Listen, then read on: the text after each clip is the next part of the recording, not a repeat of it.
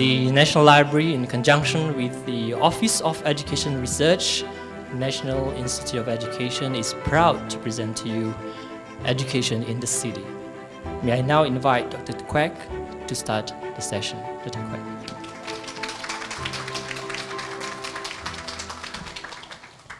So let me give you a quick run through. National Institute of Education, its predecessor was called the Teacher Training College. Back in 1950, after the war, schools started expanding. People were really getting into schools, sending their children into schools, and people were really worried about the quality of teachers in schools. So the Teacher Training College was set up in 1950, even before the independence of Singapore, to really begin training teachers to get them ready into schools. Most of you, I think, would have been taught by the predecessor of NIE, teachers who were trained from NIE, and many of you, I guess, would have been trained or been taught by NIE staff as well, the teachers who has gone through the system. We moved from 1991 into the campus in Bukit Timah, which is now where the NUS School of Law is. If you've not been there, it's also a very nice campus. Greens, a lot of nice buildings and all that. And back in 2001, we moved into NTU. So we joined the NTU campus, and we are over there right now. So broadly speaking, if you look at the history of NIE, it's been around for a while. And it's been training teachers. And the teachers have been training your children, or your grandchildren, etc. And one of the nice things about it is that you have the only teacher training college institute in Singapore, which can help to ensure that the quality of teachers, as they come out through the system and as they go into the system, is there. Okay? Back in 2003, we began to really pump up the kinds of research that we do. And in 2003, we set up the Center for Research in Pedagogy and Practice, where a number of us are from, and then subsequently later on, the Education and Cognitive Development Lab was set up as well. All in the effort to consolidate, concentrate, and do research in Singapore schools, to work with teachers, to work with students, to help improve the system and to help improve teaching and learning as we go through. Now we know the future is uncertain, the future is fluid, the future is chaotic, technologies are going to disrupt the future, a lot of things are going to be replaced, right? People are now even saying that radiologists are going to be replaced by artificial intelligence, machines that can actually look at x-rays and do a better job than doctors. The future is going to be so uncertain that teaching and learning has to keep up with the pace of it. And research can help to inform, and that's why the Office of Education Research, Center for Research in Pedagogy Practice, and a number of research centers that we have are all focused on trying to help to continue to improve our system. Okay? As a result of that, our rankings in terms of the QS World University rankings, etc., have gone up over the years as well, which is kind of nice for us. But we really want to work not just for rankings purposes, but how can we make students' lives better? How can we make students' learning better, right? How can students, as they go through the system, help them to cope with stress, right? And this is what really we are trying to do in this series of talks. We've had conversations with NLB, and we are hoping to have a number of other talks as well, which we hope you can actually come. We hope that this one is going to be good for everybody and useful for everybody. We are going to have talks about neuroscience. Some of the myths about the brain, left brain, right brain, that kind of thing, all really mythical, really. Okay, we're going to have talks about learning in mathematics, learning in languages, learning in science. We have talks about building resilience for children. And early childhood, I think, is going to become increasingly an important area for us to do research and to also share some of the work that we've been doing. Okay, so we hope that over the year, as we do more of those talks, you would come back and listen to us, share our work, contribute in the discussions that we have, and as much as you can learn from us, we also hope to also learn from everybody else as well. Okay, so in terms of the speakers, let me introduce them briefly. Dr. Ming was the first speaker. She is a research scientist in the Center for Research in Pedagogy and Practice. She is also a trained psychologist, a school counselor, and a former teacher. So you can see that our research scientists and the researchers all come with a wide portfolio of work around education as well. Okay? Dr. Fannie Khng is a research scientist from the Education and Cognitive Development Lab, and her work focuses on the cognitive science of learning, development, and performance. And she's interested in inhibitory control and attention, the role of self-regulation in children. And she's also a certified yoga teacher. So you can see, we manage our stress well by doing all sorts of things, obviously. Okay, so without further ado, I'd like to invite Dr. Wong to come up and give her talk. Okay, thank you.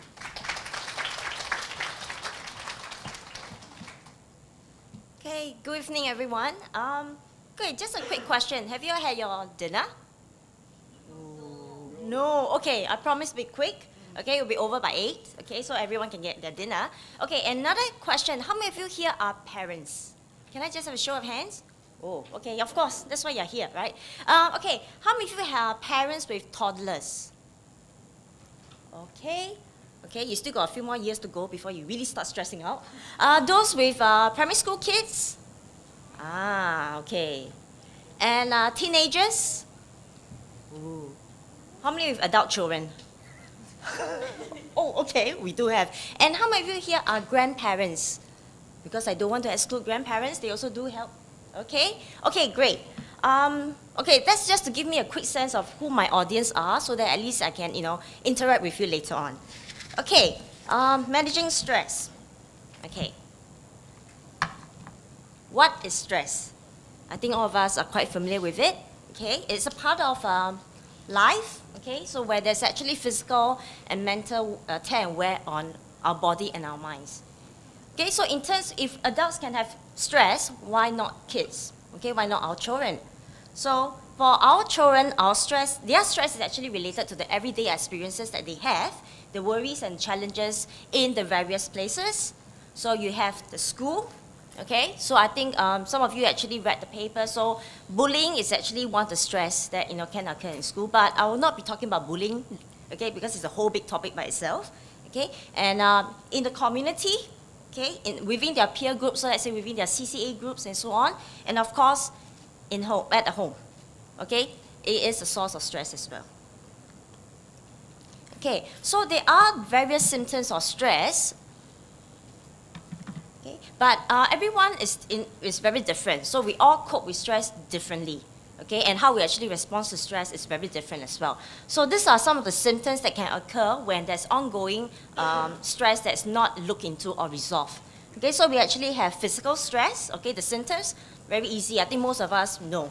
Sweaty palms, increased heart rate, rapid breathing, headaches, stomach aches. Okay, so that's physical. In terms of cognitive, so what happens is we have poor judgment. Or sometimes, I think your kids will tell you, well, I studied for the test, I just cannot remember. Memory problem comes in. Okay, and also lack of attention, poor attention span, and so on. Okay, so that's for cognitive. In terms of behavioral, I'm sure some of you adults, I do that, stress eating. Okay, when I get stressed, I eat, but of course there's no food now, so I can't.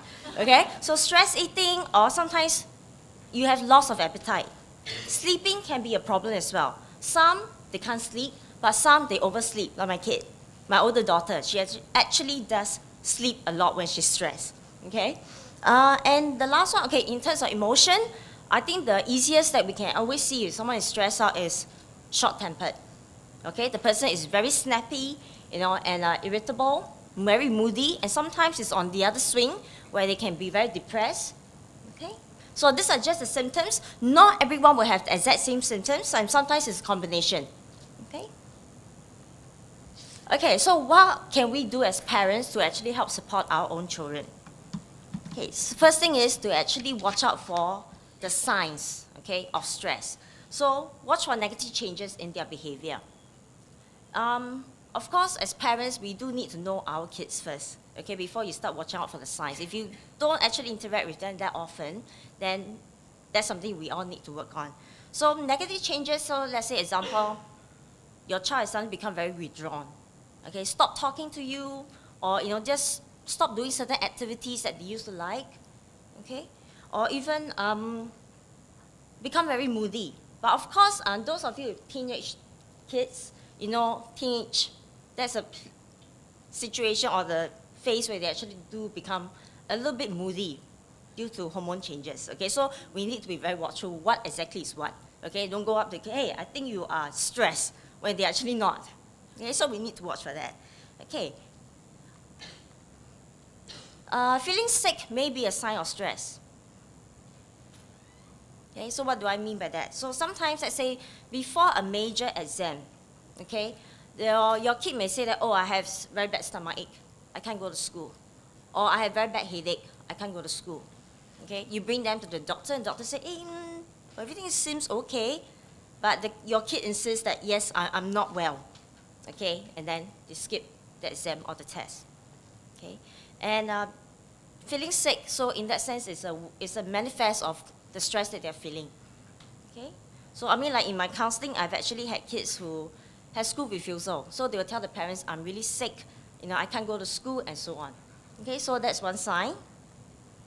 Listen and translate, okay? For some of the younger kids, I think sometimes they may not know what exactly is stress, so they may actually misuse the word. So as adults, this is where our responsibility comes in, that we actually need to listen very carefully to what they are saying, and also help to translate. So are you really, is it stress or is it something else? So in that sense that we need to translate for them. Be very aware of your child's interaction with others, because at home they may behave in a certain way, but maybe in school it's totally different. So it's a good thing if you can, let's say, have a network with the other parents within the class, okay, with your daughter or your son's classmates' parents, and also if you can get in touch with, let's say, the teacher, be on regular contact, but not say, to contact the teacher to complain all the time. That is not the purpose as well. So at least to get to know from the teacher like how your child is like in the school, who does he or she usually makes with, and so on. And work with your child to actually understand what is the cause of stress. Because sometimes kids, they actually need an adult to actually guide them through the thinking process. So if you can actually work through with them, say what exactly is stressing them out, okay, that will be good, because that will lead on to how you can actually work together to decide what to do for each stress. Okay, I'm either going to get killed by a lot of parents here. Okay, watch the parental stress. Unfortunately, parents can and is a form of stress for our kids as well. Okay, I'm a mother, so I'm blaming myself too, okay? So, okay, so embrace a broader definition of success. Now, this is your little piece of homework now. What is success to you? Just think for a moment, what is it to you? There's no need for you to put out your hands, but how many of you are actually thinking about, I must earn a certain bracket of income. I must have a certain brand of car. I must have a certain branded landed property, or a certain job. And how many of you actually were thinking about other aspects of success like health, compassion, integrity? Okay, the definition of success is actually very, very broad. Okay, but sometimes I think in this society, which in a way has formed, our thinking as well, our mindset, has become very, very narrow. You must be a doctor, then you are successful. You must be a lawyer, then you are successful. During my time I have to be an accountant, but actually I keep failing my math, so I can't. Okay, but thank goodness I'm in a different path now. Okay, so what is success to you? As parents, I think we need to be very, very clear what it is to us, so that we can understand ourselves better, and at the same time we can help our children. Okay, so what is the characteristic of success? So maybe as a family you can get together and discuss it. And I say it's not just all about materialistic gains, like bigger house, bigger car, better credit cards, and so on. Okay, but there are other components that encompass success as well. And there are different pathways to success. Okay, there are different pathways. As we know, Ministry of Education has got different pathways, right? Okay, you can go the ITE route or the Polytechnic, you can go to JC, but ultimately everyone can still go to a university. Okay, for a fact, personal experience, I failed my A-levels.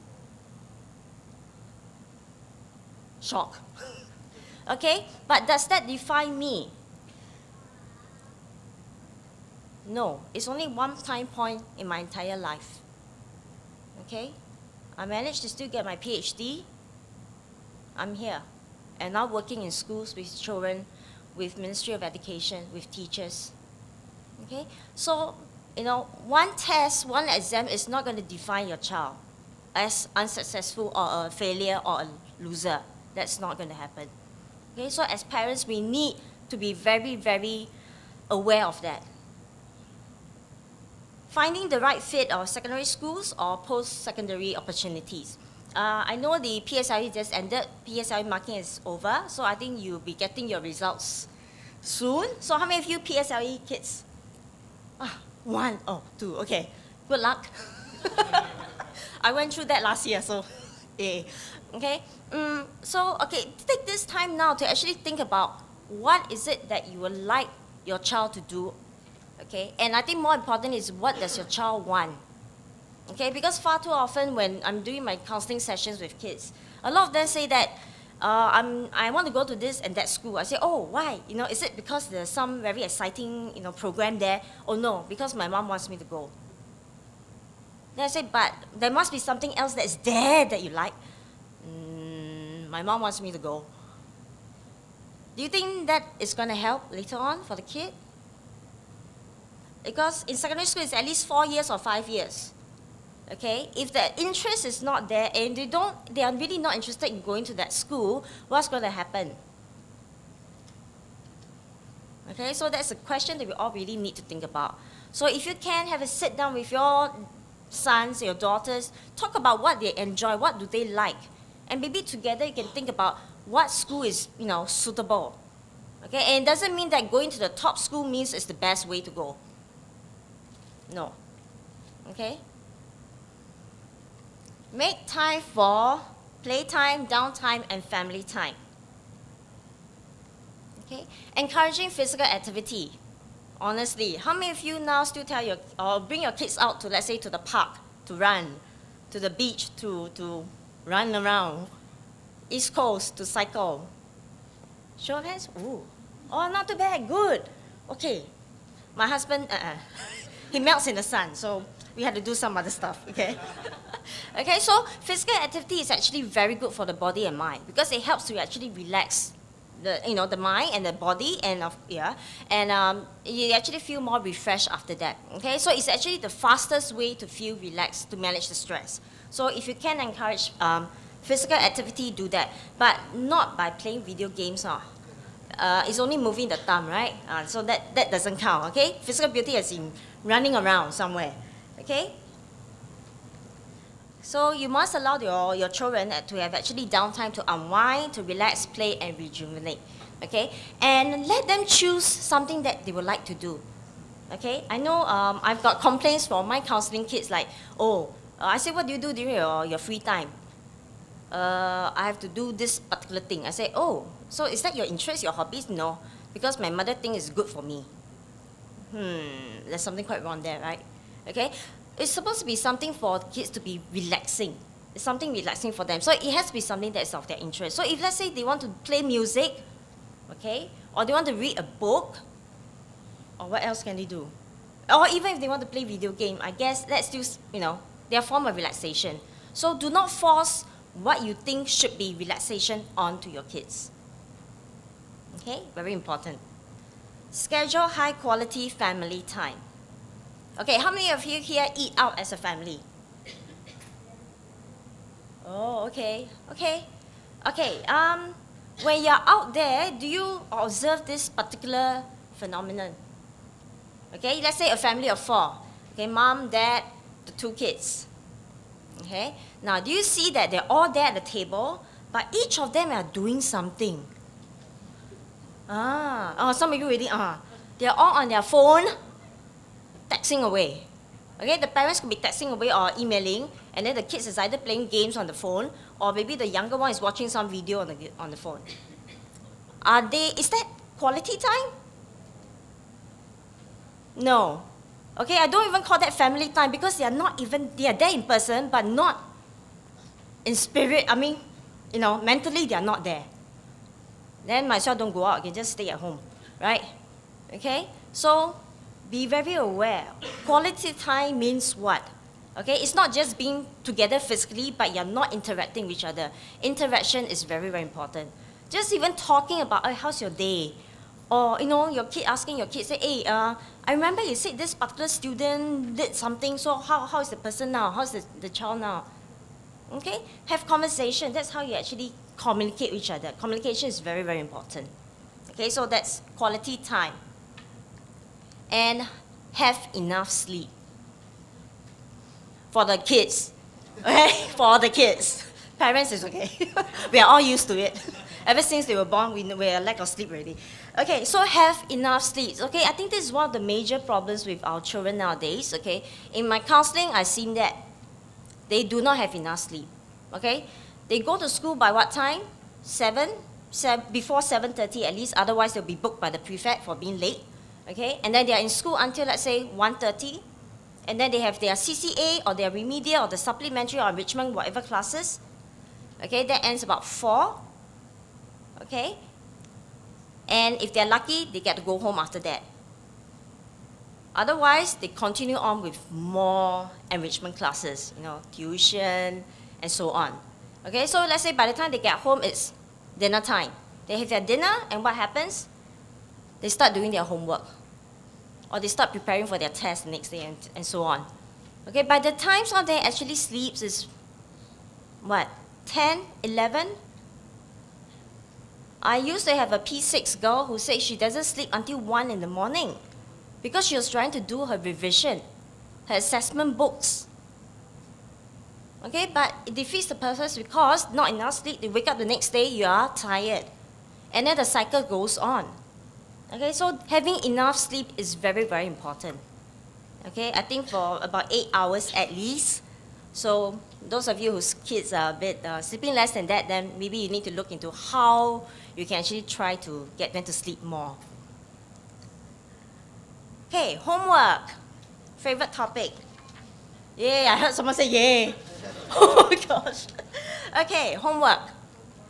Okay, and as a cheerleader and supporter of your child, for your child. Okay, what I mean is actually show interest in what they are doing, the content that they are doing. Okay, encourage them and so on.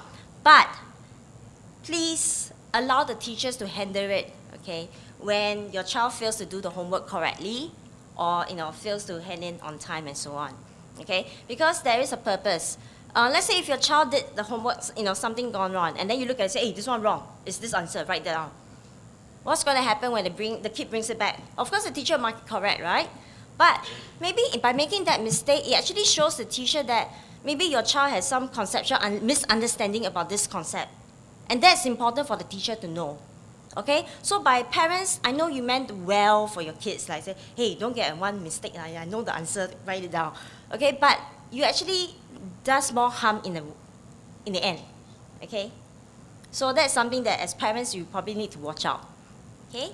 Let them take the responsibility for their learning, not you. You already finished your exams. You don't have any more exams, but your kids do. Because they are the ones taking exams, not you. So it's very easy for you to say, do this, do that, but they are the ones taking exams in the end. Okay? And be very mindful that children learn in different ways, and they have very different ways of working. Okay? Like, I have 2 daughters. The older one, she learns by taking down notes. Okay, that's pretty good, right? But what I realized is she takes down notes as in she really copies out everything again.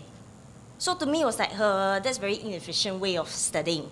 Okay, but to her, she actually remembers better. So I said, okay, fine, let it be. Okay, if that's your best way of studying and you feel and you learn better, then go ahead. For my younger child, she actually does no note-taking, but she actually starts reciting out.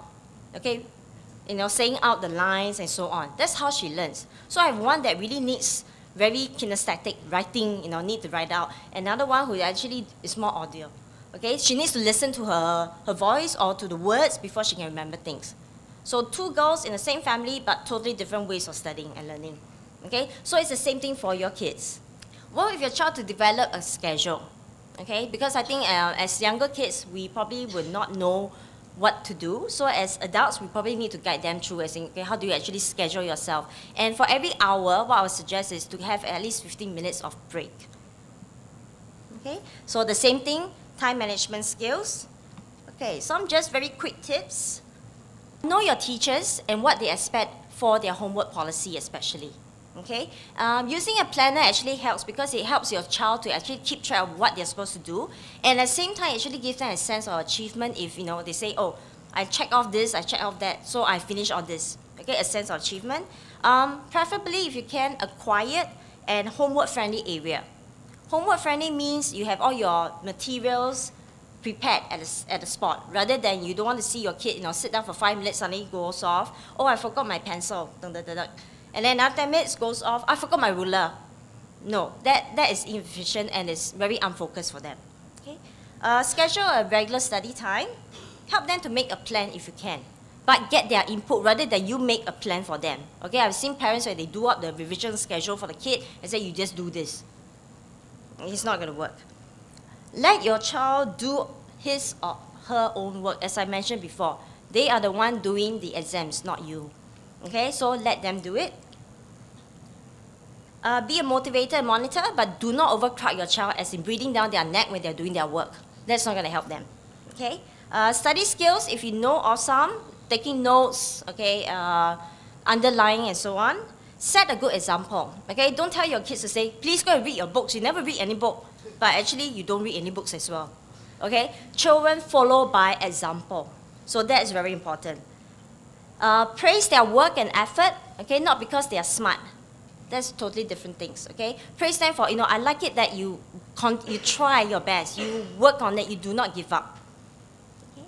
Encourage your child to actually seek help if they really need help, okay? Be it from the teacher, from you as a parent, or their siblings, and so on. And consider if your child is actually overscheduled. It's a very fine line between maximizing their potential and overscheduling them. Okay? I've got kids who have been, tuition class, 2 tuition classes in one day, followed by dance and music and and so on. Their lives are really more packed than adults, okay, so for some of them. So you really need to think about, is it really necessary for all of those activities?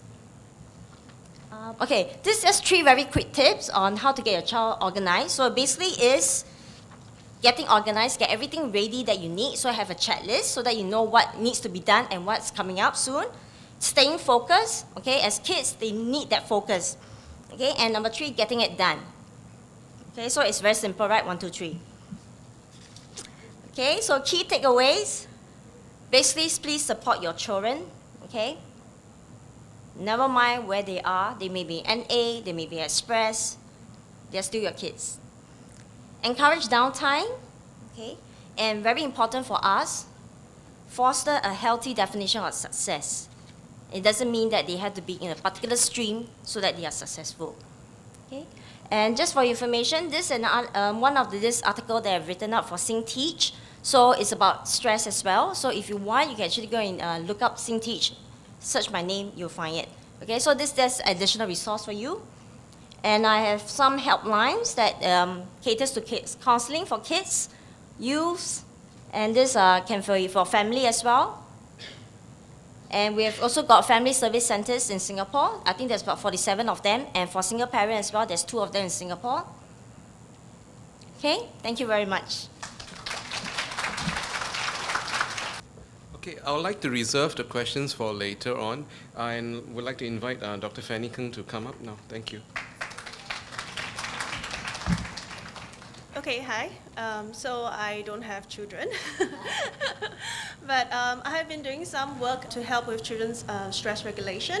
Okay, so I work with the Education and Cognitive Development Lab, and we are now setting up a Center for Research in Child Development that will be part of as well. So I'll go straight into this. I don't know how many of you actually saw this article. It came out in the Straits Times early this year. So basically, this article reported about more than 10 schools here have introduced their school children to mindful exercises or mindful breathing. And actually, what is actually reported is some schools have introduced mindfulness exercises, and some of them have done deep breathing exercises for their children. And it reports how some of the children find it useful as well to help them regulate their emotions and stress. I've done some work in this area, so I'll introduce you a little bit to deep breathing exercises as well as mindfulness and how they can help children regulate stress. Okay, so I'll briefly talk about stress and test anxiety in children. And then I'll talk about 2 techniques that can help them regulate stress and test anxiety. So a more short-term method will be deep breathing exercises.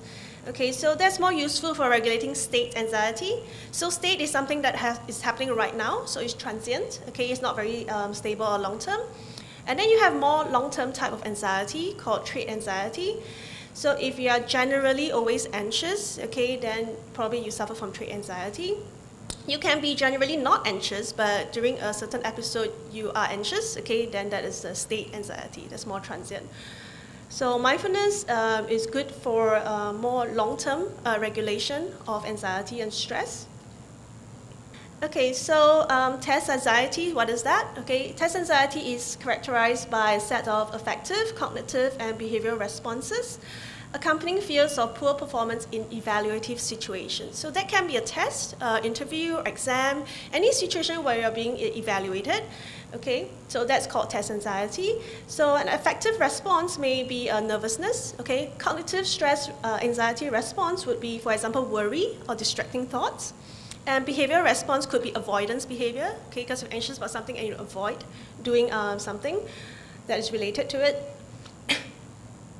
And also, you can be trait test anxious. So some people are generally in their disposition tend to be very anxious during evaluative situations.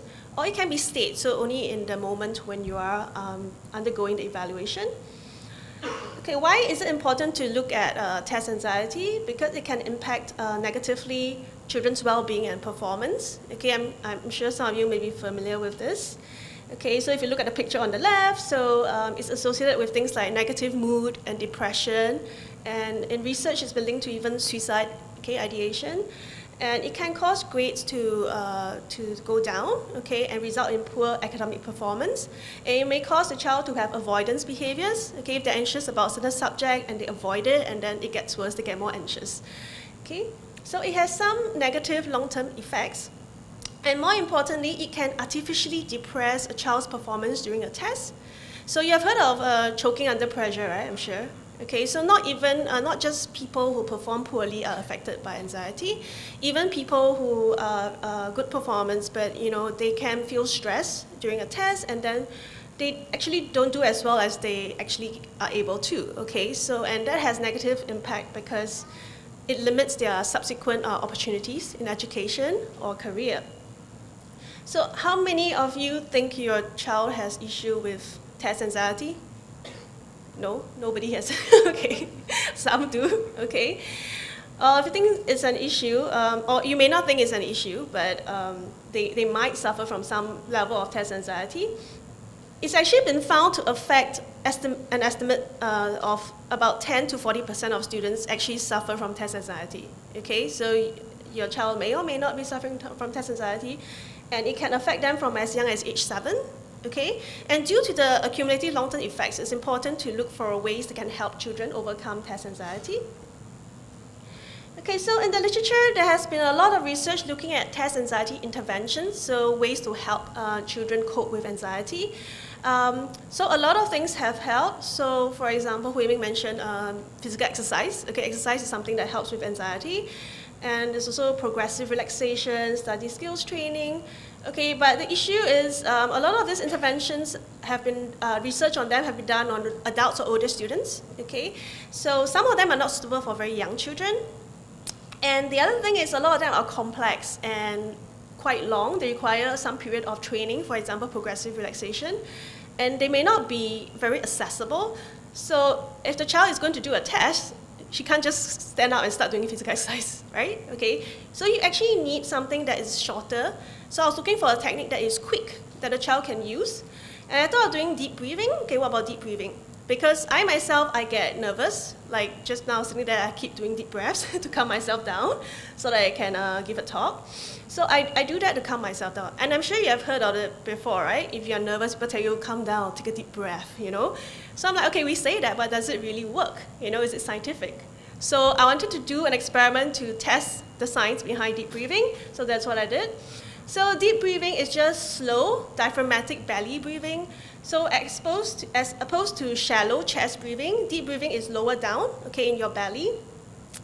It's a very natural, everybody breathes, okay? So it doesn't cost anything, it's quick, and it's very simple, and young children can do deep breathing as well. And the most attractive part is also it's a self-regulatory tool. So once somebody learns to do deep breathing and they find it useful, they can use it anytime they need, okay? So a child can use it anytime when they are nervous or stressed. So I conducted a study in the school with 100 over primary 5 students. So I split them into 2 groups so that I can measure and compare the effects. So a control group and then a deep breathing group. So I gave all students a math test, a fluency test, very simple test, in a stressful situation, okay, like a test situation. And I measured them on how anxious they are before they start the test. I also gave them this cognitive assessment questionnaire that asked them what kind of thoughts they have when they're doing the test, okay?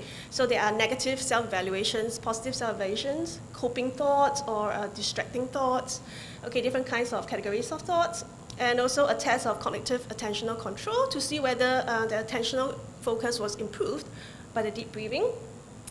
So they did this set of assessments twice, okay, once. And so they did it one time, and then during the break, the deep breathing group will be taught how to take deep breaths, and they have a practice of deep breathing. And after that, everybody will do the post-test. They do the same thing again. The control group will just do it as per normal. The deep breathing group will do deep breathing, take deep breaths before they start the test, okay?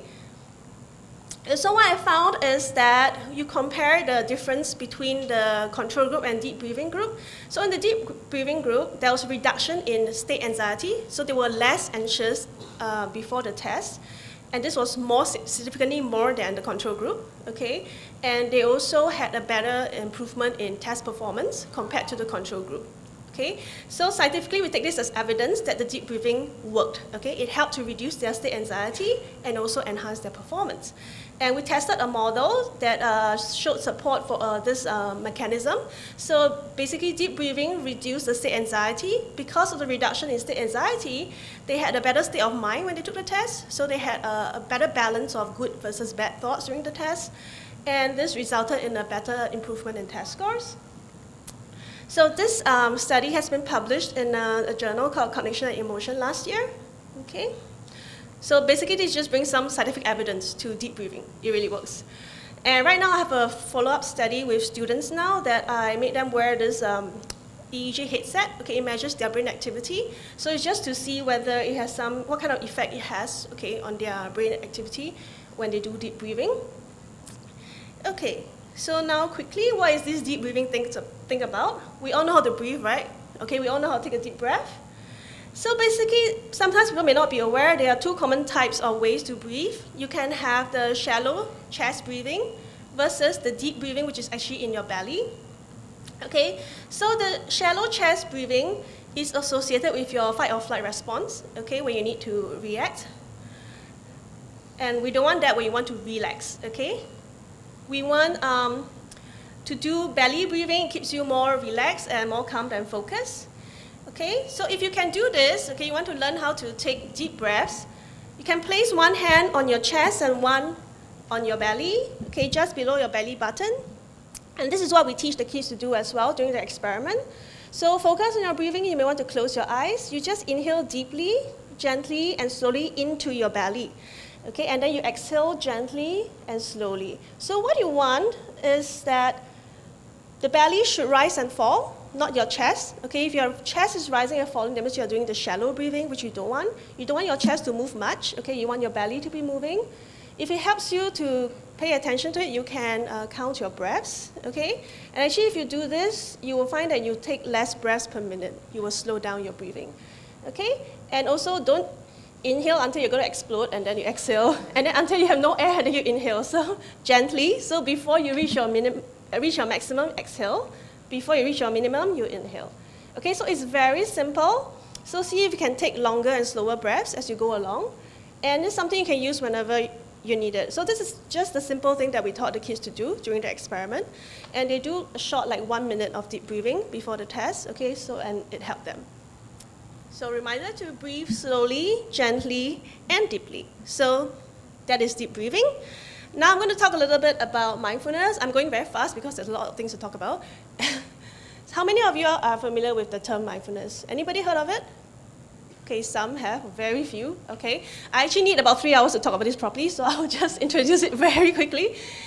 So mindfulness is something that is very popular the past couple of decades, okay. It was formally introduced by Dr. John Kabat-Zinn at MGH, okay, the Massachusetts University Medical Center. He came out with this thing called Mindfulness-Based Stress Reduction Program.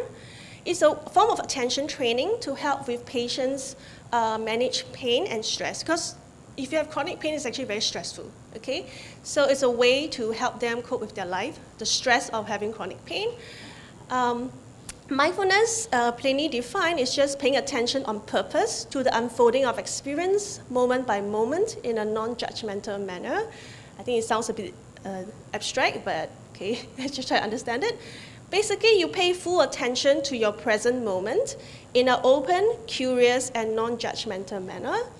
Basically, it's a way of paying attention. So it's actually inherent in everyone. We all pay attention, okay? So we can naturally be high in mindfulness or low in mindfulness, depending on how mindful you are when you pay attention to something. So it can be measured by questionnaires like this. So, usually this is, for example, one of the skills that is used to measure mindfulness. It involves like observing, describe, non-judging, non-reactivity, acting with awareness. You can take a look at the kind of items. So basically, that's what it's about. So if you do things often very on autopilot, then you're probably not being very mindful. Okay, when you pay mindful attention, okay, give full attention to what you're doing. So you are not running autopilot. So since Dr. John Kabat-Zinn introduced mindfulness to stress management or to chronic pain sufferers in the clinic, a lot of mindfulness programs have been developed based on his MBSR program, okay, that have been applied to many, many areas in the world. So in sports, okay, they help athletes, what they call getting into the zone, okay, before they are in a competition. Medically, not just for patients to help with them cope with the stress of their illness, but also in caregivers. So you want healthcare professionals to be more mindful in their interactions with their patients. And it has been used in prisons as well as part of the rehabilitation. In the Army, it's been used in the US to help protect soldiers against the negative impact of post-traumatic stress. In business and corporate organizations, it's quite a big thing now. It's quite popular, okay? Mindful leadership and negotiations. I don't know if you can read the guy's shirt. This is actually Google. Google is very known to have a very culture that incorporates mindfulness, okay? And also it's been developed for use in schools as well with children. So remember, the goal of mindfulness is to have this very open and curious attention, the ability to pay full attention to your present moment's experience. And how do we do this? In all variations of mindfulness programs, you have mindfulness exercises, okay, and they're all similar. You can do mindful breathing, mindful listening, mindful eating, walking, scanning your attention through your body. You basically can do mindful anything. It's just the way you pay attention to your activity. And the idea is that your brain is also like a muscle. Your attention needs to be trained. So if you do a lot of this kind of exercises that you have to engage your attention mindfully, the more you do it, the more it will become a more stable part of your disposition, okay? So just to guide you through, just now we tried deep breathing, right? So deep breathing is different from mindful breathing. You can close your eyes or lower your eyes so that you can focus better. You don't have to look at the slide, I'll talk you through. So you can close or lower your eyes. Observe your breathing. Just notice the way you breathe. You don't have to change anything about your breath. You don't have to inhale deeply or deep breathing or anything. Just notice how you normally breathe. Notice the sensations in your body as you breathe. For example, notice how the air feels when it passes through your nose, your nostrils. Notice how it feels when the air goes into your throat. Notice the rise and fall of your chest or your stomach. Notice where you feel your breath the most. Pay full attention to the sensations that you are feeling as the air you breathe in and out of your body. And if your mind wanders, notice that your mind has wandered, that a thought has come in, and then gently bring your attention back to your breath without engaging in the thought, okay? And you don't have to pass any judgment on the thought, okay? You don't have to feel bad that you were distracted. It's okay. Okay, I'm going to not talk now. Could you just practice doing that for a short while? Okay, so just pay full attention to the sensations of your breath. Okay, feel the physical sensations of the air going in and out of your nostrils, and the rise and fall of your chest or stomach. And remember, if a thought comes in, just let it go. Do not engage with the thought. Bring your attention fully back to the breath and the sensations of the breath. In a short while, you're going to hear a chime go off. So give the sound of the chime the same attention you did to the breath. Pay full attention to the sound of the chime.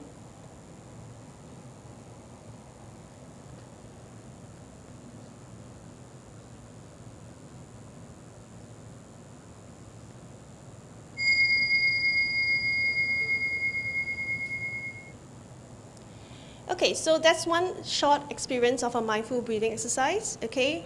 Of course, when you actually do a mindfulness training, you do it for a much longer time. So you have more time to focus. And of course, the longer you do, the more your mind is going to wander, okay? So it's attention training. You have to keep bringing your attention back to what you're doing right now, which is feeling your breath. And myself, I find it very anchoring, okay? Sometimes I get very flustered. I go to my office, open my calendar, and look at everything I have to do, and I start to hyperventilate. I'll close my eyes, and I will take just 3 deep mindful breaths. I feel nothing but my breathing. And I open my eyes, and then it kind of like, I come back. Just a taster, okay? And you have mindful listening. When you listen to a sound, pay full attention to all of the sound, okay? So it's all about open, non-judgment attention and awareness. The activity itself is not important. It's the way you pay attention to it, okay? And if you think of something, if you're distracted, you don't repress it, okay? You just don't engage in it. Don't run away with it, okay? Just, yes, I thought of something else, but I need to come back to what I'm doing at the present moment. So it's about letting go as well, letting go of your thoughts or negative emotions. You don't have to judge yourself or feel bad, okay? This is something you will hear a lot in mindfulness exercises. They say there's nowhere to go, okay? So it's about paying attention to what you're doing right now. How many times you're stuck in traffic and you get very anxious and frustrated? But it doesn't help because you are here. Right now, if you're here and you're bored, you can sit there and feel bored, or you can try and pay attention to what I'm doing or what is in the room. Okay, because you are here anyway. There's nowhere else you can go right now. Okay? So there has been a growth in mindfulness research. So a lot of research in the past decade has been focused on evaluating the benefits of mindfulness, including standardized mindfulness program for schools. Okay? And so it has a lot of demonstrated benefits in science, okay, in terms of cognitive, self-regulation, and also interpersonal relationships. So some time back, I did a pilot school-based mindfulness program with a local school here. So basically, this school has a lot of students with achievement and behavioral issues. So I worked with them. We have 4 classes, 2 control versus 2 mindful classes. For the mindfulness group, we have 15 weeks training, okay, 2 times 30 minutes per week in the class. We do all these exercises like mindful listening and breathing. And we measured them on a few areas of objective improvement, but it was quite limited what we could measure because the school was quite strict with what we could do with the kids. And what we were more interested in was also because the pilot trial wanted to see whether it's feasible. Can the students do this training here? And how do the students and teachers feel about this program? So you get interviews, and the alternative measures were like not so spectacular, but maybe it takes a longer time, okay, for this to translate to those measures. But the student and teacher feedback was pretty good about the program. So I'll just highlight a few of the teachers' feedback. So the two classes were involved in this intervention. So they reported positive changes in their classroom behavior, okay? So they found the students were better able to pay attention and settle down. They had better self-awareness, and they had better interpersonal relations with their classmates. And they rated the program quite positively. And this is quite heartening, especially teacher A. She said that up to 90% of her students she felt benefited from the program, and she was able to get more teaching minutes in actually, even though they spend time doing this. So most of them felt that this was quite useful for the students. And the students themselves, okay, we gave them quite a long list of things, whether they find it to be good and whether it helped them.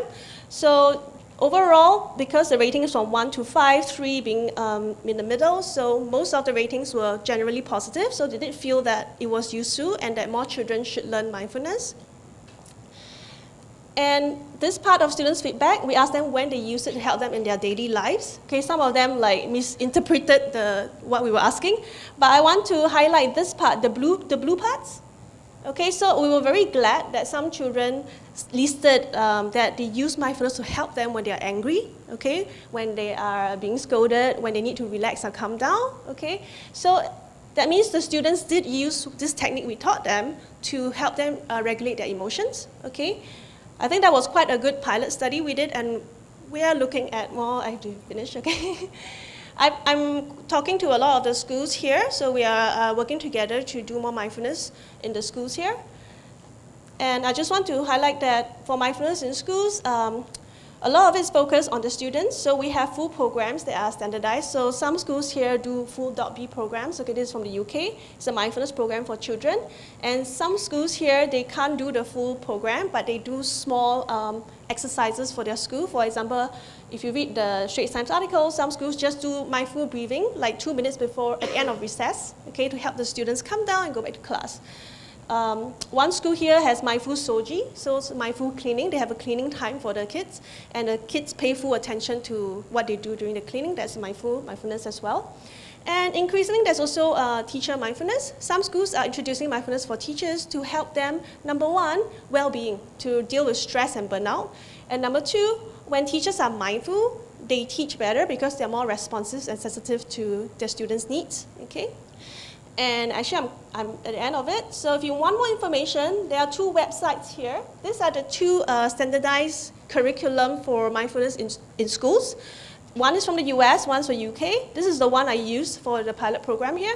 You can check them out, and there's a lot more information there. There are videos, they tell you more things about mindfulness, there's resources. And these are 3 books that I would recommend. They're written by Dr. Jon Kabat-Zinn, the man who introduced mindfulness to mainstream science and psychology. And I was very happy, I just got news that this book that I wrote a chapter in on mindfulness. It's a book on mindfulness and wellness. It just got published yesterday. Okay, so you can look up at it on Sense Publishers, or it's also available on Amazon. And NIE, we have a journal that is published, okay, Learning, Research, and Practice. I also contributed a chapter to an upcoming special issue. Okay, in this chapter, I will talk about mindfulness in schools, in education, in Asia, and in Singapore. So if you're interested to find out more about the scene here, you can read that when it comes out. And that's all. Thank you. That's my email. You can email me if you need more information. And I'm obligated to let you read this, that the views expressed are my own and not NIE's. Okay? Thank you. Yeah, the question is for Dr. Khng. For the mindful practice, right, you're saying that, how long is the duration that we actually need to practice? Well, this is something that the more you do, the better the benefits will be. Okay, I've attended the original MBSR by Dr. Jon Kabat-Zinn. Okay, that is an 8-week course, and each week is like 3 hours. After that, you have homework. So basically, you need to try to make it as natural as possible, so you naturally pay attention in that way. So the more you do it, the more beneficial. But after you have learned how to pay mindful attention, sometimes when I need to call upon it to calm myself down, I can just take like a few deep mindful breaths, or you can also do mindful walking. So when you know how to do it, the effects can be felt quite immediately once you do it, but the practice itself is encouraged to do it for a long time. Yeah. Like if let's say we sit down and let's say we just say you do a mindful breathing, is it the 15 minutes which you would recommend at one point in time, or like how long is that mindful practice? Okay, usually we start short. So for children, you may need to start as short as like 5 minutes. Okay, but eventually, like for adults, for us, we would do like even 45 minutes. Okay, it's very long. Because you can pay attention for 5 minutes is easy, but how long can you do it for, you know? So at the end of MBSR also, it gets longer and longer. Sometimes we do 15, and then at the end we were doing 45 minutes. I was surprised myself because I'm a very restless person. I'm like a monkey, I'm always fidgeting. So I was surprised I could sit and do this for like 15 minutes, and at the end I could do 45 minutes, and I don't move, you know. I was quite surprised. But interestingly, that itself is very empowering, I found, that you can actually do it. Yeah, but it takes practice. Yeah, generally I think for anybody who wants to get into mindfulness, I recommend doing at least like a full program that is like those 8 weeks programs, because you really have to do it for a long time for the practice to start coming in. Yep. Are there more fun methods of mindfulness for children? It's difficult for them to sit and Yes. breathe. No, definitely. So that's why we have specialized programs for those in education and for children. Okay, so with adults, we do more sitting and breathing. We do that for kids as well, because breathing is something is very easily you can feel. But for children, we do more activities, so the walking and movements. You can do kids yoga, okay, but with like mindful attention. You can do yoga just poses and not being mindful. So the important part is to do it with this mindful attention. So with children, we do more fun things like movement and also eating. They love mindful eating. You can practice mindful eating when you go for dinner later. Just try and pay full attention to everything you do when you eat. The smell, the taste, the temperature, the movement, okay, you try, it's a different experience. So children like mindful eating as well. Yeah. Hello. I remember reading some reports about mindfulness maybe having negative effects for individuals with pre-existing conditions like anxiety or depression. I was just wondering if you can share with us, your sense of that research and whether we should be careful. You should be careful with it. That's why I recommend people to go to like a proper program to get into mindfulness, because remember the skill I showed you, there are different facets of mindfulness. So part of it is just observing, noticing, but for it to be really effective, you also need to have the non-reactivity part to it, okay? So because you're paying full attention to something, I think if you have like paranoia or something, usually it's not advisable to do it, because you may get more paranoid because you're very aware that you're paranoid. But the true part of mindfulness is about the letting go bit. Okay, so you have to actually achieve that part. That is actually the important part. You are aware, but you can let go. Okay, so you no longer become a slave to this negative thoughts, and that's actually the point to it. So it's important to actually get there. So you need to achieve the non-judgment and non-reactivity part of the mindfulness. So it does, that's why I said this is actually quite a complicated thing. Okay, so if you want, I recommend you to read out more about it, and then if you're interested, go and try like a full standardized program. Yes, but you're absolutely right. So sometimes you have to, especially for certain individuals with depression, or it's actually used for therapy with people who are depressed. But the therapist will need to help them get past that noticing and awareness, and to the non-reactivity and judgmental part of it. Yeah. I have a question to Dr. Wong. About the managing stress. I think there is also stress between the among the relationship of siblings. So sometimes I see my kids, they fight each other and hit each other, sometimes become very violent. So in this case, what is your view on this, how to manage the stress, especially when they have become very violent to each other? I have the same situation with my kids. Okay, they are girls, but they fight like wild cats. Okay, I think maybe as a start, okay, I realized that maybe sometimes as parents, sometimes we do tend to compare our children. Okay, so with that, you actually create that tension between the two kids. So so the best thing is do not compare.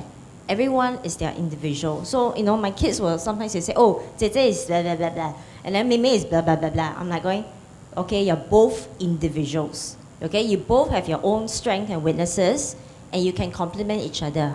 You may know how to do this, but she doesn't. Okay, so the best thing is, or something that we really need to keep in mind is, do not compare our kids, because they both have their strengths and weaknesses. Okay, and they both can improve in that sense. As for the violent part, for the moment is I keep them in separate rooms. So I'm still working on that. I'll get back to you on that. Yeah. Just now you mentioned that we let kids decide on the schedule or even the schools that they attend. Are they knowledgeable enough to even decide on things like which school to go, or what if their schedule they plan it such that it's like a lot of video games time and very little. So when do we draw the line as to are they knowledgeable enough to decide or to plan even? Okay, work in partnership. Okay, well, I think the most important point is they must have ownership. So let's say like, the kid that I mentioned, the example, where the mother actually planned the whole plan, okay? The kid was not interested. She said, it's not my problem, okay? It's this thing, but I don't care. I'm not even interested in this. I want to do this at this point of time, but, okay? So the best thing is actually work in partnership. So discuss together with a child what is feasible, what is not. Okay, you're right. Your child may not know everything, but as a parent, our job here now is actually to guide them, but not to impose what we want on them. So you have a discussion, and also at the same time can also negotiate, let's say, the consequences. Okay, so rewards and consequences, this is where you actually can come in as well. Okay, like, okay, let's say we plan this thing, you agree, together, we're doing all this. So what's going to happen, let's say, at the end of it, let's say we follow through one whole week or doing this schedule. So maybe what can we have as a reward? Let's go for a movie, or go for ice cream, something like that. Or what if you don't? So what's the consequence? Get them involved in that decision making as well. It actually encourage more ownership, and they actually tend to do it more, okay, because they have ownership of it, rather than, oh, my mom or my dad came out with it. It's not mine. I don't care. Yep. Just want to find out what's the difference between mindfulness and meditation. That depends on how meditation is defined as well. Sometimes I have a problem and I'll go meditate on it. So basically I'm just giving it some thought and attention. That to me is kind of meditation. Okay, so mindfulness was a form of attention training that was performed by some ancient like Eastern what do you call that? Groups that also practice meditation. So sometimes we call it mindfulness meditation. Okay, so it depends on your definition of meditation. So different people or different schools have different ideas of what meditation is about. I feel it's just a form of attention training. How do we draw the line between stress that pushes them to their full capability and stress that pushes them to their limits? Yes, it's a very fine line. I think it really boils down to, as a parent, okay, how much you know about your child. So what I always encourage is get to know them first. Okay, the communication is very important. Get to know your child, what they like, what they don't like, okay, and what they can actually achieve. It actually comes through from there. So it is in a way a very fine line. So I know as parents I sometimes do tend to think that I know best. I'm your mother. Okay, I'm guilty of that. Okay, but sometimes parents may not know everything because kids actually do have information.